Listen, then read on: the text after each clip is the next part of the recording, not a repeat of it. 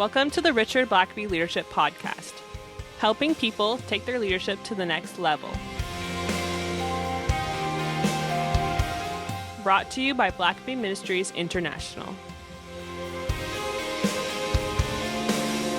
Welcome back to the Richard Blackaby Leadership Podcast. It's good to be with you. And if this is your first time listening to us, we are kind of in the second part of a little series we're doing here on the seasons of God. We introed it last week. Richard, you talked about the importance of timing and knowing God's timing in as it relates to leadership, as it relates to your life. And so this week, Richard, why don't you give us a little overview of the seasons of God, of what that looks like. Talk a little bit about springtime and what does that mean in the life of a leader. Yeah, we were looking last week at Ecclesiastes chapter 3, verse 1, and in the King James, the New King James versions, it says, "To everything there is a season," which means that every part of your life has a season to it, whether it's your married life. Unfortunately, marriage is not just one long honeymoon. Honeymoon is a season, but then you go to other seasons, and it's not that one season is better than the other. It's just not the same. Same with raising kids. It's not the same all the time, and same with leading. You get hired on, and the first days of being a leader are different than perhaps 10 years later. And so, if you know what to expect, you're not caught by as many surprises. And so, when we talk about to everything there is a season, of course, there's different seasons depending on where you are in the world. You know, there are places that just are hot season and then really hot season. There's places. Yeah, I think Georgia falls under that summer and then really summer. Yeah, I know where I lived in Canada, they said that they had 11 months of winter and 1 month of bad skiing. You know, and but it was a lot of winter. So. But I think in North America, at least, we're very familiar with 4 basic seasons of spring, summer, fall, and winter. And I think those 4 seasons are very reflective of the seasons that a leader would go through. And this is important because it's not just about leadership. I think it's about life in general. So every person listening to this podcast right now is in the midst of one of those 4 seasons. And I'll try to unpack that for you. But we know that, for instance, spring in North America is a time of beginnings. I grew up in Canada, and so we longed for spring. Spring all of a sudden meant that snow was finally melting, that green was shooting back up again, that those fair weather geese were actually returning north once again, that new animals were being born, that the rivers and creeks were rushing with extra energy from all the melted snow runoff that had gone into them. There was an energy. It's not bitterly cold anymore, but it's also not hot like in summer. You might still want to wear a light jacket or sweater. There's a crispness to the air, but you're going back outside again. Farmers are looking at those fields and beginning to plant seeds again. And of course, spring's about potential, because you're going to plant a bunch of seeds, but you don't know what the rainfall will be like. You don't know what the weather will be like. You don't know if there'll be hailstorms later. It's about possibilities. You can't predict the future. You can just plant seeds and do all you can to prepare for it. And so that's what springtime's about. Summer, if you're on a farm, you've planted the seeds now, and now summer comes, and summer is a time of heat. Now it's hot. You're still working, but now it's sweat type work. It's toilsome. There can be long days of hard work. And you may have worked hard and sweat much all day long in summer, but at the end of the day, you still don't have a harvest. You still can't eat anything. That wheat is still growing. Now it's growing, it's progressing, it's maturing, but it's not ready for harvest yet. And we'll unpack summer, but I would say summer is often what separates great leaders, because everybody can have a dream. Everybody can have a springtime where they consider the possibilities. But unless you have a good summer season, you're never going to experience harvest. And I mentioned last week there are some people that are dreamers who just want to live in perpetual springtime. They love to dream up ideas. And I've known these guys all my life, that every time you see them, Hey, Richard, let me tell you about an idea I had. Let me tell you about what I'm working on right now. And they're wanting, basically, they're wanting other people to buy into their dream so that they can make it happen. But they don't want to pay the price of summer, of toil and sweat, equity, until their dream actually makes it to harvest. And so summer is a season of maturing, of growth, of heat, of sweat, and just hanging on until finally the harvest comes. And then, of course, fall is about harvest. The scripture says you will reap what you've sown. I tell people I can't predict the future, but I can probably predict much of what your future will consist of if you'll tell me what you have been sowing. What seeds have you planted in your life? And I can have a pretty good idea what you're going to be sowing in your life in the future. And so harvest time is the time where you now reap everything that you've sown in spring and how faithfully you've labored in summer.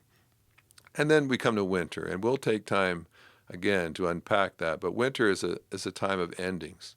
It's a time where things die. It's a time where things come to an end. And you may have had a beautiful vegetable garden. You may have had wonderful crops out in the field, but now they're covered with snow. Now everything has stopped growing. And typically it's the least favorite for a lot of people, unless you just really like hockey and skiing. But winter is a time where things rest. If you look at a field on a farm, it's maybe fallow ground. It's just, now that field's just sitting there, and you'd say, well, it's not doing anything. It's kind of a waste. Why did God even invent winter? Nothing happens there. But of course, so much of your springtime hinges on what kind of winter you had. Even ground needs to rest. It needs to be replenished. And so we've not, again, been taught very much about how to handle winter as well. So winter, we typically want to just race through it as quickly as possible and get to the next springtime. But how you handle winter will determine everything about what kind of springtime you're going to have next as well. Yeah, well, this raises, at least in my mind, all kinds of questions. Yeah, so we'll take a quick break here and dive into what springtime actually looks like in the life of a leader. During this series, we want to offer our listeners an extra 10% off Richard's popular book, The Seasons of God, which can help you identify the changing seasons in your life. Go to blackabystore.org and use coupon code SEASONS at checkout for an extra 10% off your copy of The Seasons of God. Okay, Richard, before we dive into what springtime looks like, I want to ask, is springtime just for young people, and is, fall just for older people, like for us, and I still consider myself young, maybe on the tail end of young. The tail end, you can. I still claim that. But so is springtime? Is that just young people? You look at Silicon Valley, and it's full of young people starting things, having springtimes. Yeah, that's actually a really good question, and it's one that I actually got wrong earlier on. I used to think that that's how it was, that your spring years, maybe your first 20 years of life, your winter years, maybe when you became a senior citizen onward, and summer and fall were kind of there in the middle. But what I realized at a certain point was that we actually go through a series of seasons, that you can have a springtime as a senior adult. In fact, over the course of your life, you may have a number of springtimes, a number of winters. So the way I would describe it, if I looked at my own life, would be like this. When I was born and I began my life as a preschooler, you always begin a new period of your life in springtime. It's all new to you. hadn't even met my parents before, at least on the outside, and I couldn't speak. I didn't know anything. Every sound was new to me. It was an overwhelming springtime of a learning curve just to understand my environment. But eventually, I moved into summer, and I learned to walk. First, I learned to crawl, and then to walk. I began to recognize sounds and people and names, and eventually I had a couple of siblings. And so by the time I reached the fall season of being a preschooler was basically, the fall always represents the peak, when you're at the top of your game. And so I just turned 5. I had a couple of younger brothers, and we would play all day long. I was the alpha male. I was the top leader. So I would organize games. We would go around chasing after monsters in the backyard and fighting dragons and bad guys. And it was just glorious as a preschooler, playing in the backyard all day. I had mastered that backyard. I mastered all my toys and so on. And then one day a dark, cold winter set in on my preschool years, and I was exiled off to kindergarten. It was a whole new, it was the end of those carefree, play all day preschool years. Those were good years. I still miss those years.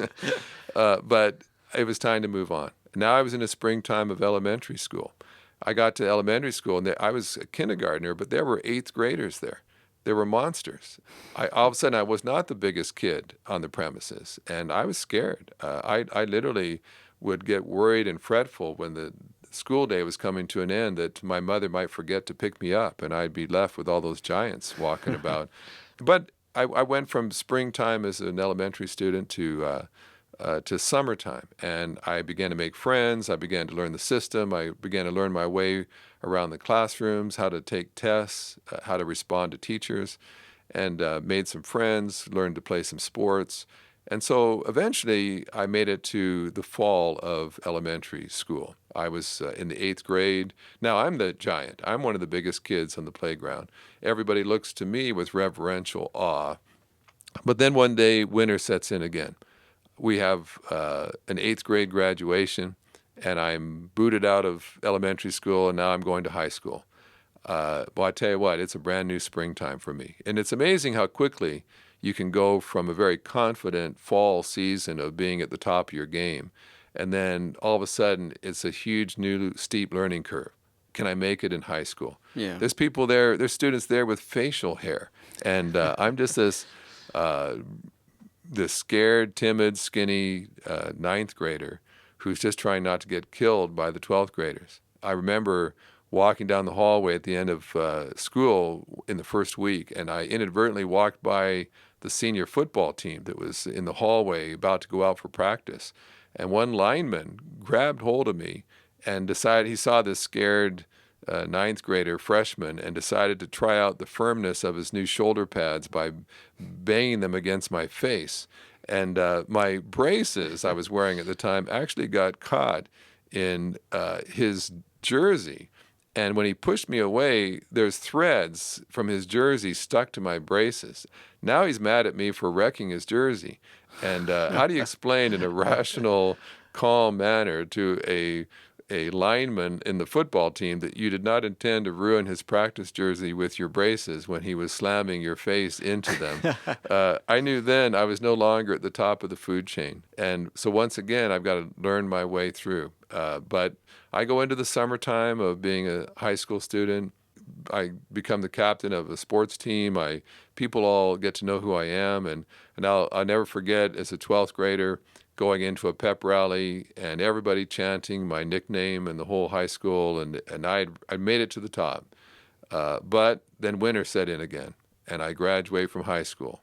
And all of a sudden I'm entering into a huge university, thousands of students. I don't know anybody. I can't even find my classroom. I've never had a system like that before. And again, I go through that season. And but eventually I get to the winter season of being a college student. I get married, and now I go on to seminary. And then ultimately I enter a new springtime in my first job as a pastor. I'm also a new father. And so there's a bunch of new things happening in that springtime of my life. And I thought to myself, it's wonderful being a pastor. I sort of hunkered down to be the best pastor I could be, and I get into a summertime of being a pastor where I'm reading books, I'm studying, I'm meeting with other pastors, I'm working hard, I'm trying to get my arms around what it means to be a good pastor. And eventually God really is blessing, and I feel like I reach a harvest time, a fall season as a pastor. We're seeing a lot of people joining the church, a lot of decisions. People love me.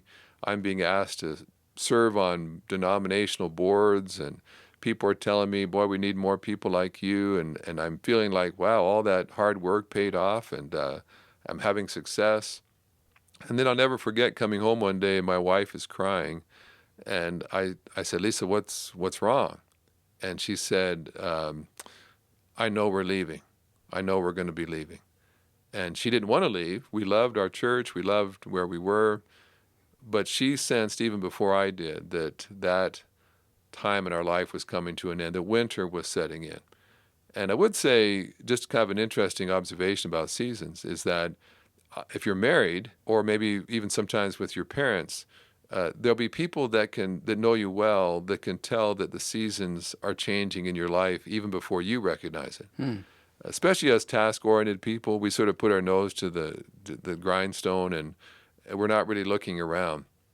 And we don't notice that the leaves are turning color in our life, that the winter is setting in, the temperature is getting colder, the geese are going south. We haven't noticed all that because we've been just working away week after week. But those around us have noticed things are changing. Things aren't the same. And so several of the biggest decisions in my life, my wife has actually picked up on it before I did, that things weren't the same. And I'm sure some of those listening can identify with just all of a sudden there's a restlessness in your spirit. There's just something, you may have always had a great vision for the future. I know leaders who, they're always telling you about, well, God's given me a vision for where this company can go, or what God will do with this church in the years to come. And then all of a sudden, they don't have a vision for the future anymore. It just sort of goes blank. And I think it's because God knows they're not going to be there in the future, so that God doesn't need to give them a vision for that. As a pastor, I realized at a certain point God was moving me on. And I ended up going to be the president of a seminary. And I thought, well, boy, where do you go from there? I went through all the 4 seasons once again at that seminary. And I thought, this is it. I mean, this is what you retire, the kind of job you retire in. And so there just won't be a winter for this job.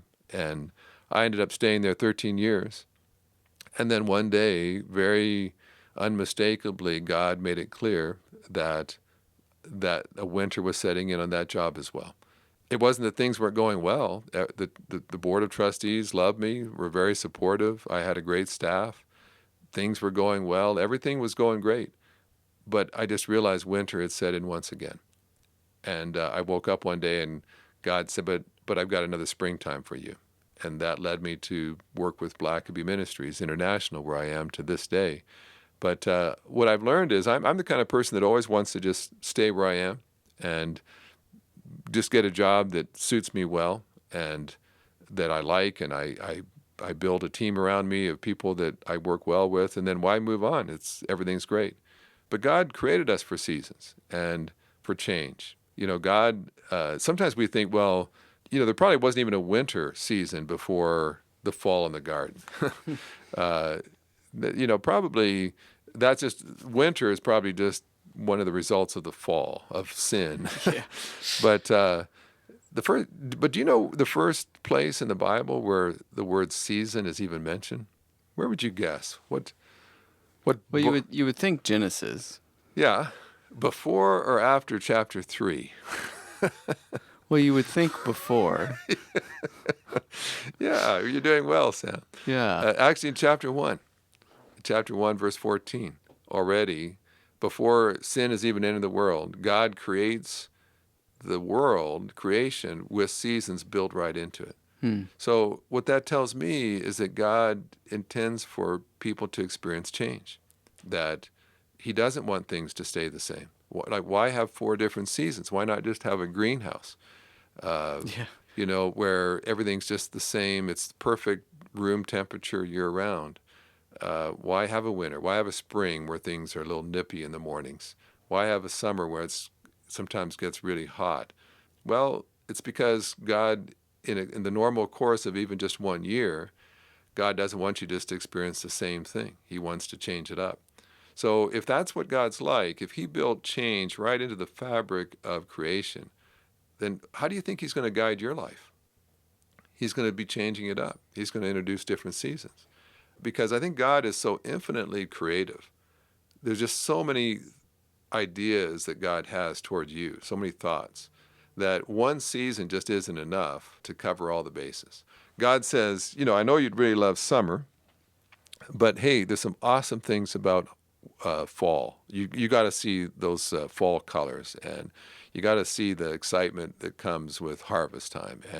But spring is really awesome too, and I don't want you to miss that. So I'm going to have some spring seasons that your life experiences as well. And I think God does the same with us. He looks at our life and says, hey, you only get one life on this earth, so I don't want it just to stay just plain vanilla the whole time. You might like vanilla, but let me encourage you, there's other flavors out there too. There's other experiences that you can have. And so God is going to just periodically change things up. And no one ever taught me that. No one ever prepared me for that. So I just kind of thought, let me just sort of build my little nest with all the perfect staff to work with and perfect systems, and get myself in a home that I like and a place I like to live, and everything will be just like I like it, and then I'll just nestle in, and that'll be a great life.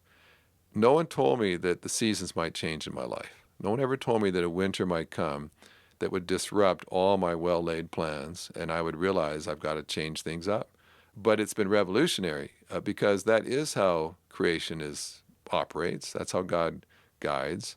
And so when you understand that, you're not caught by surprise. You begin to recognize, well, what does it mean when the leaves are turning colors around my life? What does it mean when the temperature is going down? I went outside this morning, and I can feel a coolness in the air that I haven't been feeling for the last couple of months. Stuff's changing in my life. And if you don't want to be caught by surprise, you've got to learn to recognize when the seasons begin changing. Well, Richard, this has been really fascinating, but I have to just point out here that we haven't actually talked, we haven't drilled down into spring yet. So maybe we will do that in the next podcast. You're having to point out some awkward things here about this conversation. Yeah, Sam, the thing is that to think in terms of seasons goes against the grain of how most of us think, and so we really kind of have to lay out some of the groundwork for that. Yeah. And kind of give you the big picture. Yeah, it's very non-linear. Yeah, yeah. And I can be the king of preamble sometimes, but I think that sets the stage pretty well now to help people understand that over the course of your life, you will experience a number of springtimes, a number of summers, a number of falls, a number of winters, as you keep cycling them through. And so just keep embracing each one as it comes, and then know that there'll be another season that follows. But spring times have a unique characteristic to them, just like winters do. And so if you know which season you're in, you'll be better prepared to know what to expect and how to respond to what happens in your life during that season. That's great. Thanks for listening to the podcast. If this is something you enjoyed, review us on Apple Podcasts, and don't forget to subscribe and share with your friends. If you have questions or comments, please email us at podcast@blackaby.org.